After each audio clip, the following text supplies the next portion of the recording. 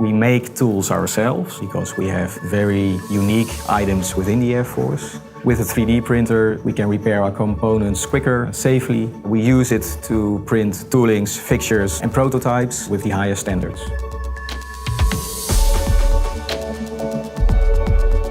Within the Air Force, there are 7,000 people who work there. About 200 to 300 people actually fly. The rest of the people are facilitating those guys. The military grade we use for our weapon system is the most demanding of all of our components we use. If those items break down, we just can't hire someone to fix that. We have to do that ourselves. We have created the Maker Shop where everybody within the Air Force can use new technologies like 3D printing to make his or her idea come to life. The majority of people are people who aren't in a technical function.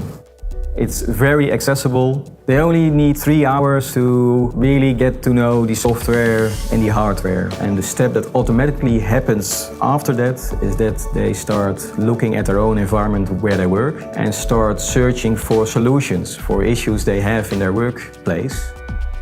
When we started using the Ultimaker, the engineer could design his own tool or fixture he wanted, print it, and just at that same time look at it and see what he had to change. So the iteration went from months to weeks. A 3D printer should be a regular tool in your set of tools to make stuff. It can be placed everywhere.